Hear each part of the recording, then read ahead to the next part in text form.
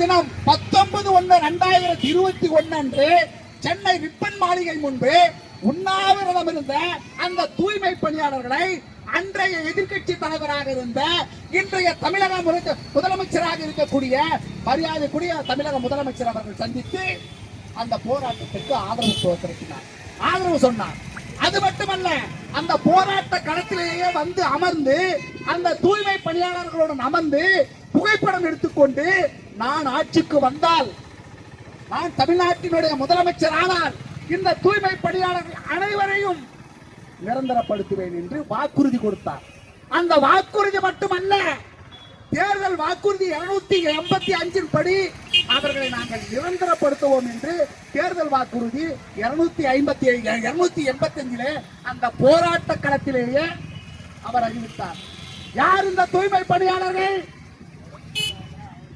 தயவு செய்து சிந்தித்து பார்க்க வேண்டும். வர்தா புயல், ஒக்கி புயல், கஜா புயல், நிவாரண புயல் போன்ற காலங்களிலே தமிழகமே தலைகீழாக புரண்டு ஒரே குப்பை மேடாக இருந்த காலத்தில் அவர்கள் அந்த சென்னை மாநகரத்தை தூய்மை செய்தவர்கள். அது மட்டுமல்ல, 2005 ஏற்பட்ட அந்த சென்னையினுடைய மழை வெள்ளம் என்பது நாம் நினைத்து கூட பார்க்க முடியாத ஒரு வெள்ளமாக இருந்தது. சென்னை மாநகரமே அழிந்து விடும் என்று அனைத்து ஊடகங்களும், இந்தியாவில் இருக்கக்கூடிய அனைத்து ஊடகங்களும் தெரியப்படுத்தின. 2005 அந்த வெள்ளத்தின் பயனாக, அந்த வெள்ளத்தினுடைய கடுமையான சீற்றத்தின் வாயிலாக சென்னை மாநகரம் முழுவதும் குப்பை மேடாக காட்சியளித்தது.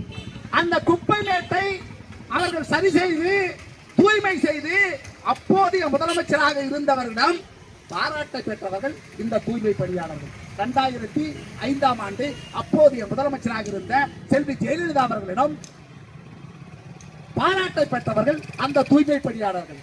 அந்த தூய்மை பணியாளர்கள் அந்த பேரிடர் காலங்களிலே அவர்கள் முன்கள பணியாளர்கள் என்று இன்றைய தமிழக முதலமைச்சர் அறிவித்தார்.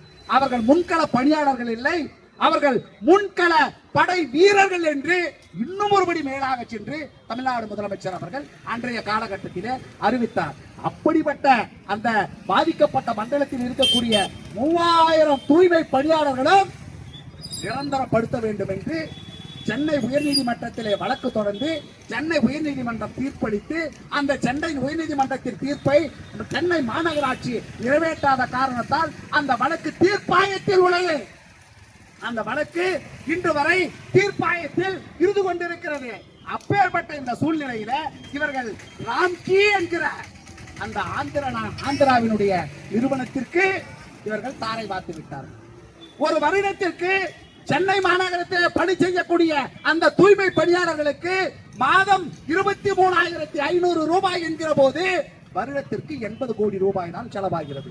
ஆனால் ஆந்திரா மாநிலத்தினுடைய அந்த ராம்கி நிறுவனத்திற்கு வருடத்திற்கு 236 கோடி ரூபாய்க்கு ஒப்பந்தம் போட்டுள்ளது தமிழ்நாடு சென்னை மாநகராட்சி ஒப்பந்தம் போட்டுள்ளது.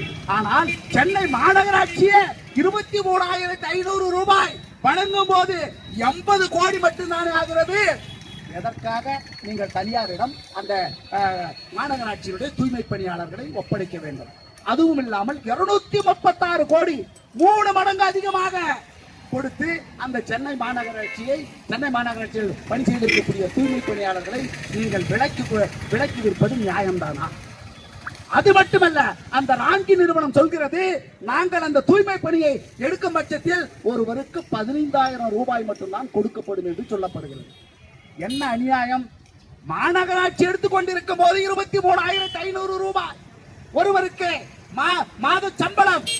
ஆனால் ராம்கி நிறுவனம் எடுக்கும் போது அவர்களுக்கு 15,000 சம்பளம் கொடுப்பதாக கூறுவது எந்த வகையில் நியாயம்? என்ன ஒரு பெத்தலாட்டம்! எதற்காக போராடிய அந்த தொழிலாளர்களுக்காக தமிழகமே ஒன்று திரண்டது. தயவு செய்து சிந்தித்து பார்க்க வேண்டும். தூய்மை பணியாளர்கள் போராடியதை யாரும் குறை கூறவில்லை. தூய்மை பணியாளர்கள் போராடுகிறார்கள், அவர்கள் நியாயம்தான் என்று தமிழக மக்கள் அனைவரும் உரத்த குரலில் சொன்னார்கள். யாரும் அவர்களை குறை சொல்லவில்லை. அவர்களுடைய உரிமைகளுக்காக போராடுகிறார்கள். சில பேர் சொல்கிறார்கள் அவர்கள் என்ன செய்த தொழிலையே செய்ய வேண்டும் என்றார். ஆனால் அந்த 23,500 சம்பளத்தை வைத்துக் கொண்டுதான் அவர்கள் குடும்பம் நடக்கிறது, அவர்கள் பிள்ளைகள் படிக்கிறார்கள், அவர்கள் 5000 வாடகை கொடுத்து வாடகை வீட்டிலே வசிக்கிறார்கள். அந்த 23,500 சம்பளம் கொடுக்கும் பட்சத்தில் 15,000 கொடுப்பது எந்த வகையில் நியாயம்? தயவு செய்து தமிழ்நாடு அரசு சிந்தித்து பார்க்க வேண்டும். ஒடிசா அரசு சொன்னது, நாங்கள் ஆட்சிக்கு வந்தால் தூய்மை பணியாளர்களை நிரந்தரப்படுத்துவோம் என்று. அதை போலவே செய்து காட்டியது ஒடிசா அரசு. அதே போலதான் ராஜஸ்தான் மாநில அரசு, நாங்கள் ஆட்சிக்கு வந்தால் தூய்மை பணியாளர்கள், ஒப்பந்த தொழிலாளர்கள் நிரந்தரப்படுத்துவார்கள் என்று வாக்குறுதி கொடுத்தார்கள். அதே போலதான் ராஜஸ்தான் அரசு அமைந்த உடனே தூய்மை பணியாளர்களும் ஒப்பந்த பணியாளர்களும் பணிநிரந்தரம் செய்யப்பட்டார்கள். அருகாமையில் இருக்கக்கூடிய கர்நாடக மாநிலத்திலே நமது சங்கத்தின் சார்பாக, ஏஐசிசி சார்பாக மிக பெரிய போராட்டத்தை வடிவமைச்சதன் காரணமாக கர்நாடக மாநிலத்தில் இருக்கக்கூடிய அத்தனை ஒப்பந்த தொழிலாளர்களும் அத்தனை தூய்மை பணியாளர்களும் சித்தராமையா அவர்கள் ஆட்சிக்கு வந்தவுடன் நிரந்தரம் செய்யப்பட்டார். அதே போல் தானே நீங்களும் வாக்குறுதி கொடுத்தீர்கள். பக்கத்தில் இருக்கக்கூடிய இந்த ராம்கின் நிறுவனம் வந்திருக்கக்கூடிய அந்த ஆந்திர மாநிலமாகட்டும் தெலுங்கானா மாநிலமாகட்டும் அரசே ஒரு தூய்மை நிர்வாகத்தை உருவாக்கி அவர்களுக்கு சம்பளம் கொடுக்கிறது. ஆனால் ஆந்திர மாநிலத்திலிருந்து வந்திருக்கக்கூடிய அந்த பல குற்றச்சாட்டுக்கு ஆளான அந்த ராம்கி நிறுவனத்திற்கு இந்த தூய்மை பணியாளர்களை அடகு வைக்கிறது என்பது உண்மையிலேயே அந்த பணியாளர்களுக்கு செய்த துரோகம். அது மட்டுமல்ல, எங்களுடைய ஏஐசிசி மாநில தலைவர் அவர்களை கைது செய்து அவரை சித்திரவதை செய்தது எந்த வகையிலே நியாயம்? இதை தயவு செய்து சிந்தித்து பார்க்க வேண்டும்.